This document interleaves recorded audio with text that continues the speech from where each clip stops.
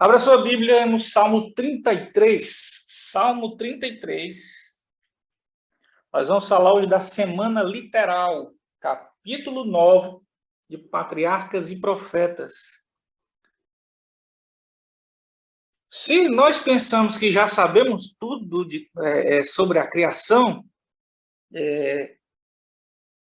eu acho que nós não lemos ainda o capítulo 9, não, porque nós não sabemos quase nada.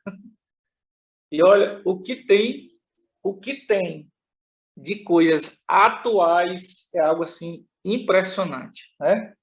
Capítulo 33 de Patriarcas e Profetas, na verdade, 33 de Salmos, né?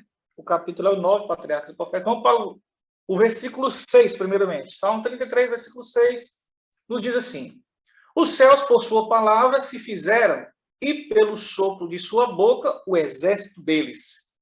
Agora vamos para o versículo 9. O versículo 9 nos diz: pois ele falou e tudo se fez. Ele ordenou e tudo passou a existir.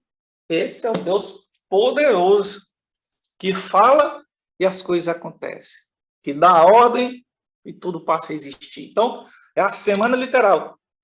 Semelhante ao sábado, a semana originou-se na criação e foi preservada, trazida até nós através da história bíblica. Então, o próprio Deus, ele mediu a primeira semana como um modelo para as semanas ali sucessivas até o final do tempo.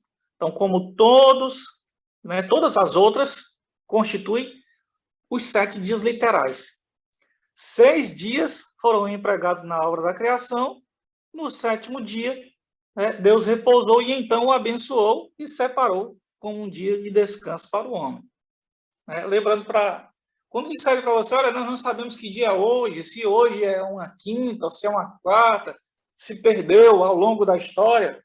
Meu querido irmão, lá em Gênesis, no capítulo 1, está descrito que os luzeiros que foram feitos por Deus, eles servem para dias, anos e para estações. Então, é impossível se tirar um dia da semana, uma vez que são ligadas as estações do ano, uma vez é ligado a lua, as fases da lua, são tudo interligados, não tem como tirar. Então, o homem olha para o céu e ele vê quando vai chover, ele vê quando vai colher, ele vê quando vai plantar. Então, é impossível desvencilhar. Ah, mas eu não sei. Você não sabe qual é o dia da semana, olha para a lua, olha para o céu, você vai aprender. Então, a natureza aí ensina porque é a serva de Deus. Então, na lei dada no Sinai, Deus reconheceu a semana e os fatos sobre os quais ela se baseava. Então, depois de dar o mandamento, lembra-te do dia de sábado para o santificar e especificar o que deve ser feito nos 6 dias e o que não deve ser feito no 7º. Ele declara ali a razão para assim observar a semana, apontando para o seu próprio exemplo. Qual foi o exemplo de Deus? Porque em 6 dias fez o Senhor os céus, a terra e o mar, e tudo que neles há, e ao 7º dia descansou. Então, portanto, abençoou o Senhor o dia de sábado e o santificou. Êxodo 20, versículos 8 a 11, está a razão ali, parece bela e impõe-se quando compreendemos serem literais os dias da criação. Deus descansou no 7º dia de toda a sua obra que, como Criador, havia feito. E em todas as partes de Gênesis, nos dias da criação, nós percebemos o relato tarde e manhã. Os 6 primeiros dias de cada semana são dados aos homens para o trabalho, porque Deus empregou o mesmo período da primeira semana na obra da criação. Então, no 7º dia, o homem deve ali abster-se do trabalho, em comemoração o quê? Ao repouso do Criador. Muito simples, né? Então, o homem deve abster-se do trabalho em comemoração ao repouso do Criador. Os estudiosos dizem que um exemplo vale mais do que uma ordem prescritiva de Deus. Então, se Deus dá um exemplo, vale mais do que uma ordem prescritiva. Ou é como se fosse uma ordem prescritiva. Tá? Então, Deus descansou, então tem o mesmo valor de uma ordem prescritiva de Deus. Então, se Deus nos dá o exemplo, então como nós vamos fazer o contrário? Deus não é o Deus que ele diz, que ele faz assim e diz assim, não, faça ao contrário. Eu fiz assim, mas você faça ao contrário. Porque tem um ditado popular que diz, né? Faça o que eu digo, mas não faça o que eu faço. É um ditado que não é verdadeiro, né? Mas Deus, ele dá o exemplo para a gente segui-lo. Em tudo, Deus nos dá o exemplo para seguirmos. Tanto Deus dando a ordem prescritiva, como não. O exemplo de Deus deve ser seguido. Quando ele diz, dê a sua vida, é porque ele deu também. Quando ele diz, amai uns aos outros, é porque ele também ama. Então, se ele dá o exemplo do descanso, é porque ele descansou. Então, todo exemplo de Deus deve ser seguido. Mas a admissão dos acontecimentos, a primeira semana exigiam milhares de anos. Fere diretamente a base do quarto mandamento. Representa ali o Criador a ordenar aos homens a observarem a semana de dias literais em comemoração dos períodos vastos e indefinidos. Isto não está conforme o seu método de tratar com suas criaturas. Então, torna indefinido e obscuro o que ele fizera muito claro. Deus nunca disse isso, que a Terra foi feita em milhares e milhares de anos e Deus, olha, não, você descansa aí no dia que você quer, porque a semana aí foi feita aí em milhares e milhares de anos. E você pode escolher o seu dia para guardar, para você parar, porque os dias não foram literais. Então, isso não está escrito na palavra de Deus, nem o método que Deus trabalha com as criaturas. É a incredulidade em sua forma mais traiçoeira e, portanto, mais perigosa. Seu verdadeiro caráter se acha tão disfarçado que é tal opinião maldita e ensinada por muitos que professam crer na Bíblia. Isso está acontecendo, olha, com uma velocidade extraordinária. O que é que o inimigo está fazendo hoje? Ele está fazendo com que muitos acreditem que o relato da criação não é literal. De forma astuta, enganosa, ardilosa. Inclusive, agora há pouco, do nosso meio, saíram homens cultos, como diz,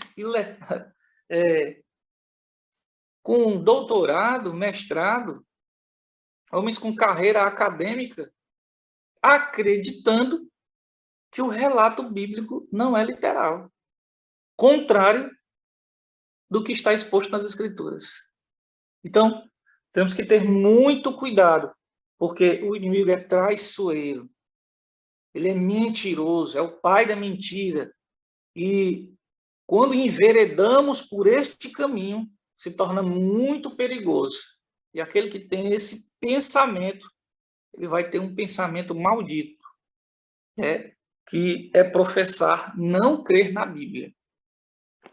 Agora, pela palavra do Senhor foram feitos os céus e todo o seu exército. Deles, pelo Espírito de sua boca, porque falou e tudo se fez. Ele mandou e logo tudo apareceu. Salmo 33, como nós vimos, 6 e 9. A Bíblia não admite longas eras em que a terra vagarosamente evoluiu do caos. A Bíblia não admite. A Bíblia é clara e enfática a dizer que foram 6 dias da criação. De cada dia consecutivo da criação, declara o registro sagrado que constituiu de tarde e manhã, como todos os outros dias que se seguiam. Então, no final de cada dia, dá-se o resultado da obra do Criador. Faz esta declaração no final do relato da primeira semana. Estas são as origens do céu e da terra quando foram criados. Assim está relatado na palavra de Deus. Mas isto não confere a ideia de que os dias da criação eram diversos dos dias literais. Cada dia foi chamado a uma origem ou geração. Cada dia foi chamado a uma origem ou geração. Porque nele Deus gerou ou produziu alguma nova porção de sua obra. Por exemplo, Deus fez o que no primeiro dia? A luz. A luz não existiu, era apenas trevas, escuridão. No segundo dia, Deus já não faz mais a luz. No segundo dia, Deus faz separação entre águas e águas. Águas que estão acima do firmamento e águas que estão abaixo do firmamento. As águas acima do firmamento, no seu estado gasoso. E no terceiro dia, Deus já faz a terra, porção seca, o mar. No quarto dia, os grandes luzeiros, o sol, a lua, as estrelas, para orientação. No quinto, a criação dos grandes animais marinhos, as aves, ali marítimas, os céus. E no sexto, a sua obra-prima. Mas também Deus faz outros animais quadrúpedes, animais selvagens, domésticos, e o homem e a mulher no sexto dia. Mas o que a irmã antes nos relata é que a cada criação ou geração ali, né, há uma origem ou uma geração. Deus não faz a mesma coisa no mesmo dia. Isso é destacado em sua palavra. Ele sempre vai acrescentando uma coisa nova. E isso fica mais latente no relato da criação. Quando nós vemos a cada dia Deus criando algo novo. E algo que vai ser ligado ao outro que Deus vai criar. Como é impressionante quando nós vemos montado o esquema quiástico, não sei se você teve a oportunidade de ver, da criação. Eu sempre uso nos meus estudos. Né?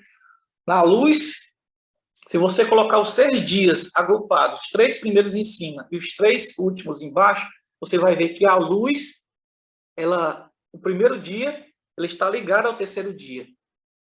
Aos grandes. Deus fez a luz.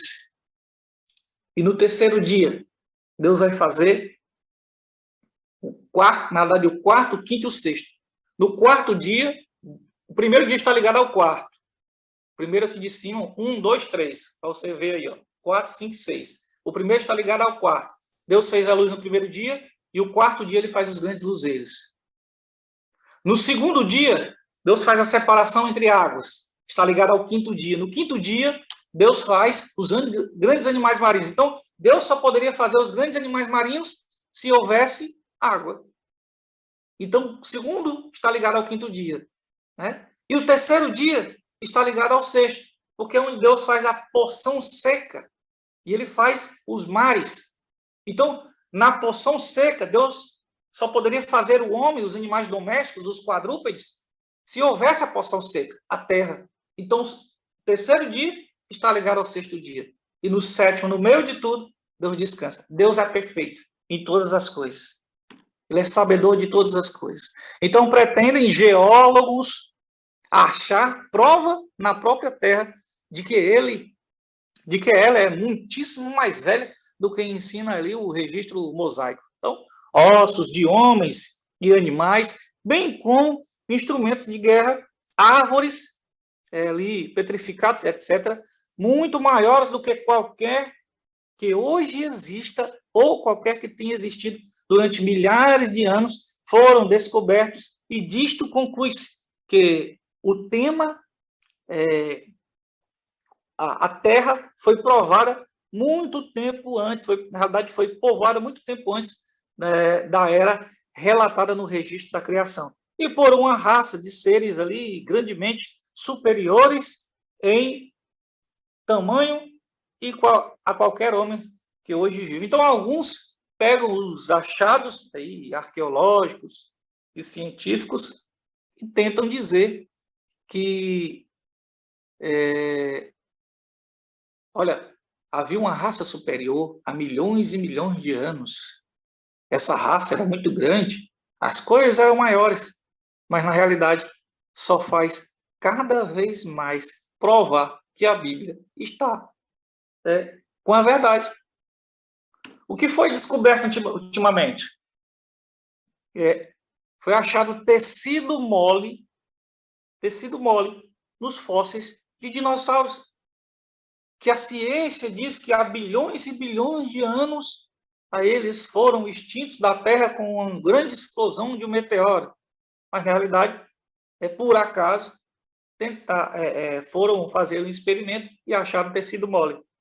E o interessante é que acharam carbono 14 nesse tecido, desses fósseis de dinossauros. E o carbono 14 é onde se faz a medição de alguns mil anos, e não de bilhões de anos, nem milhões e milhões de anos.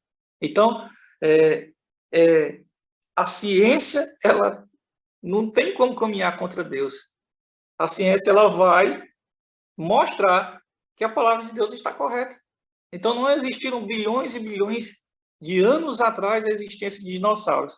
E outro ponto interessante, que o Michelson Borges estava até algum tempo atrás aqui em Quixadá, pertinho, né?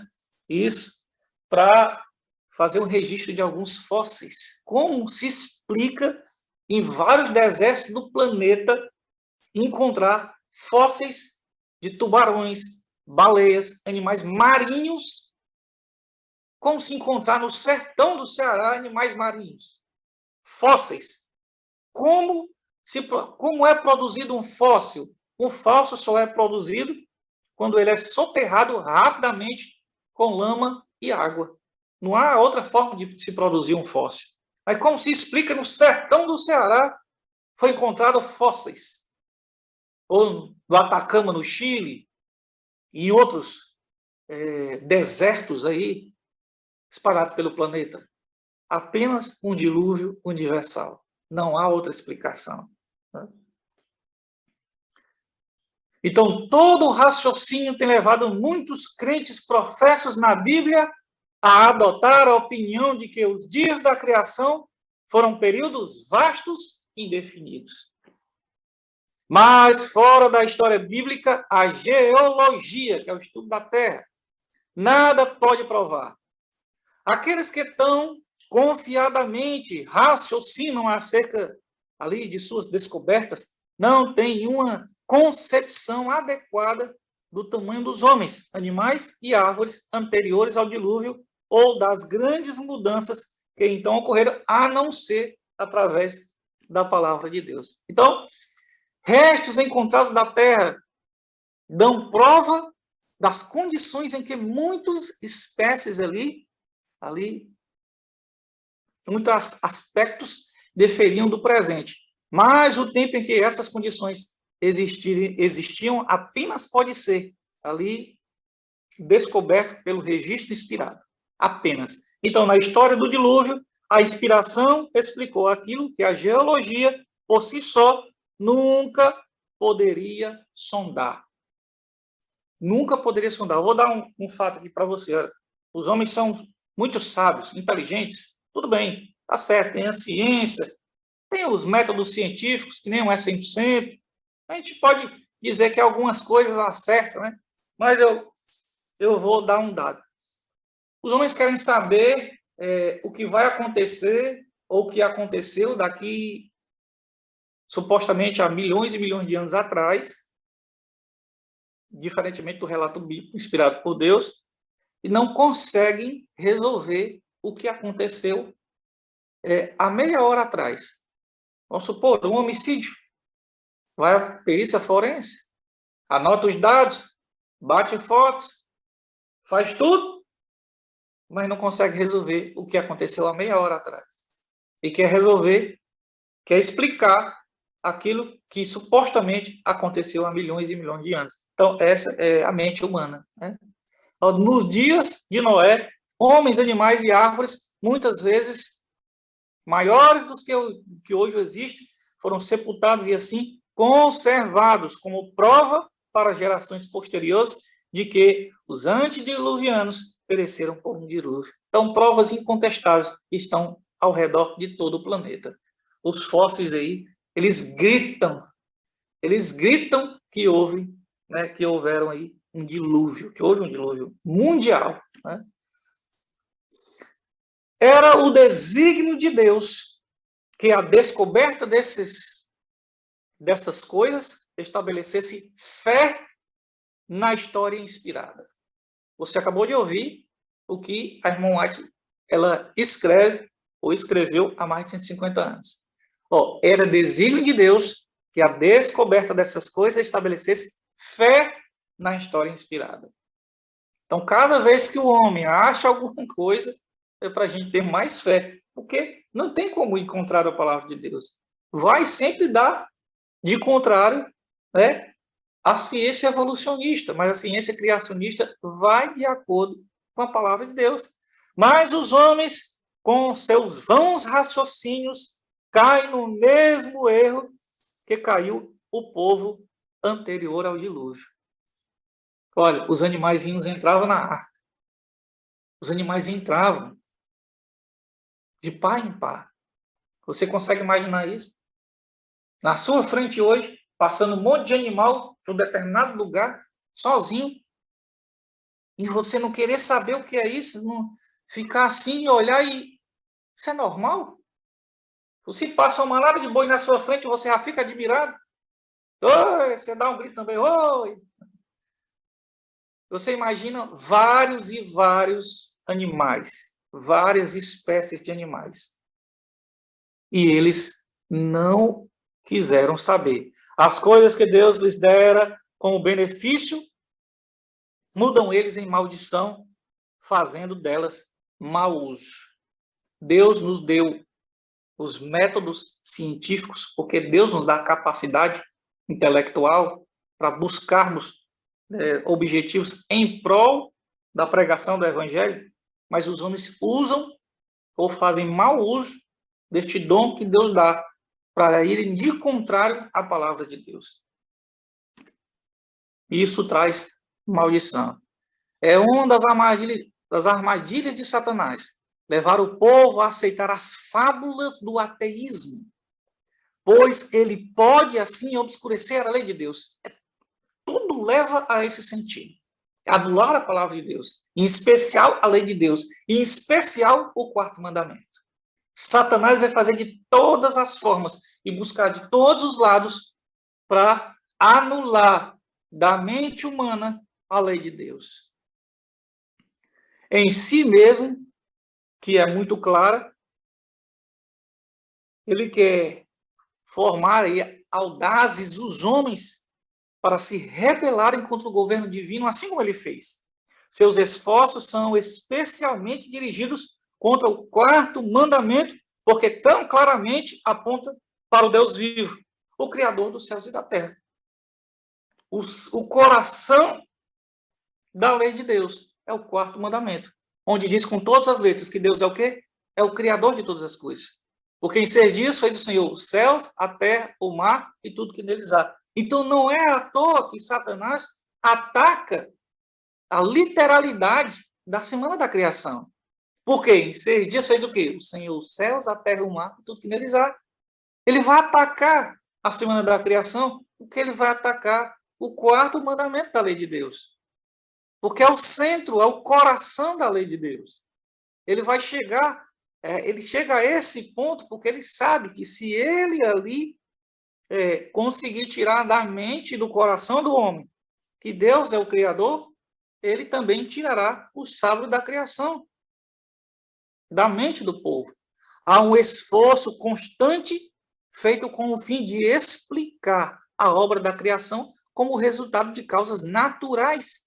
E o raciocínio humano é aceito mesmo pelos cristãos professos. Então, em oposição às claras ali, aos claros fatos escriturísticos, muito há que se opõem ao estudo das profecias, especialmente aos de Daniel e Apocalipse, declarando serem tão obscuros que não podem entendê-las.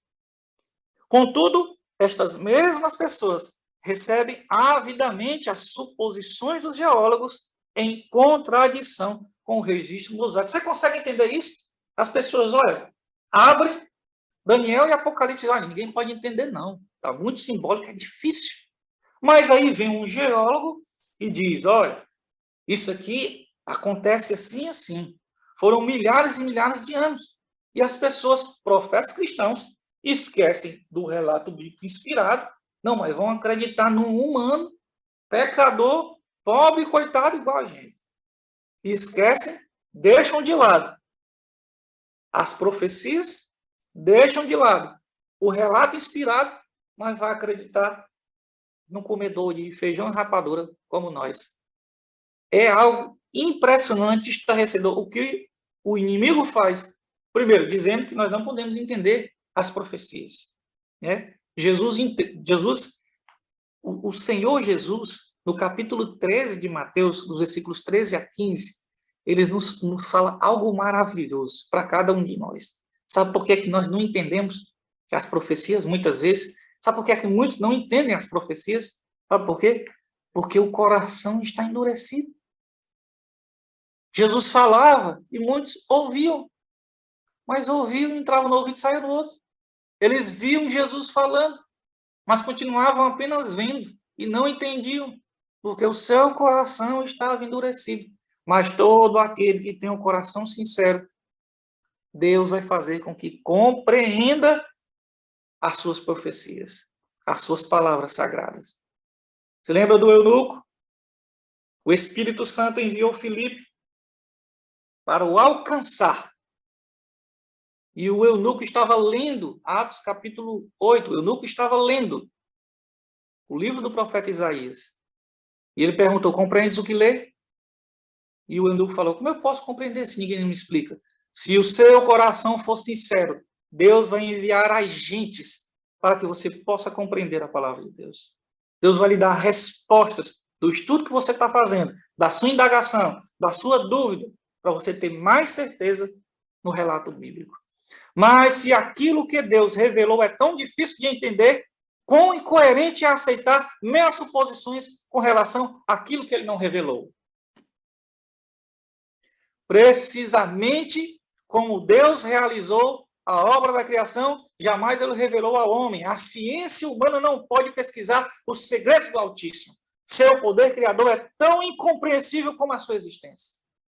Então, os que duvidam da existência dos registros do Antigo e do Novo Testamento serão levados a um passo mais e duvidarão da existência de Deus. E então, tendo perdido a sua âncora, são abandonados a baterem de um lado para o outro, ali nas rochas da incredulidade, quando duvidamos da palavra de Deus. Estas pessoas perderam a simplicidade da fé. Deve haver uma fé estabelecida na autoridade divina da santa palavra de Deus. A Bíblia não deve ser provada pelas ideias científicas dos homens. O saber humano é um guia indigno de confiança. Céticos que leem a Bíblia com o fim de cavilar, porém, mediante uma compreensão imperfeita, quer da ciência, quer da revelação, pretender achar ali contradições entre elas, mas corretamente entendidas, estão em perfeita harmonia. Toda a verdade, quer na natureza, quer na revelação, é coerente consigo mesmo em todas as suas manifestações. A ideia de que ele é restrito pelas suas próprias leis, isso é algo tão enganoso, né? Como Deus faria leis, suas leis, e seria restrito por elas mesmas? Assim os homens colocam hoje. Então, meu querido irmão, nunca deixe o inimigo tirar a sua fé no relato inspirado. Sempre tenha em mente que Deus é o Criador de todas as coisas. E ele fez do jeito que ele disse em sua palavra. Se nos seus estudos, na sua leitura, há alguma dúvida, se há alguma dúvida no espírito de profecia, nós estamos agora com ele aberto. Eita, olha a Deus. Deus vai tirar a sua dúvida. Agora, sempre confie. Mesmo que a dúvida seja grande, mesmo que você não esteja entendendo o relato bíblico, você leu várias vezes, mas não conseguiu entender, há uma dúvida na sua mente, não perca a fé. Deus vai lhe responder. O que precisamos é confiar em Deus e acreditar que a sua palavra é inspirada. Jamais Deus daria a sua palavra para que seus filhos não a pudessem compreender. Porque o que está revelado é para nós, mas o que está oculto é para o Deus Todo-Poderoso. Os levitas, em seu hino registrado por Neemias, e nós estamos finalizando, cantaram: só tu és Senhor, Tu fizeste o céu dos céus, e todo o seu exército, e a terra, tudo quanto nela há, e tu os guardas em vida a todos. Deus nos guarda. Deus mantém a vida, a respiração. Deus mantém toda a vida neste planeta, em todos os outros planetas que ele criou. E devemos ser fiéis ao relato bíblico, ao relato da criação e toda a palavra de Deus. Vamos orar? Querido Pai, obrigado porque tua palavra, Senhor, ela é indiscutível. O Senhor registrou para que nós tivéssemos mais fé. E as coisas que vão sendo apresentadas diante de nós, Senhor, nos faz crermos, Senhor, ainda mais que a tua palavra é a inspiração divina. Obrigado, Senhor, porque o Senhor tem tirado muitas das nossas dúvidas e continua, Pai querido, a tirar.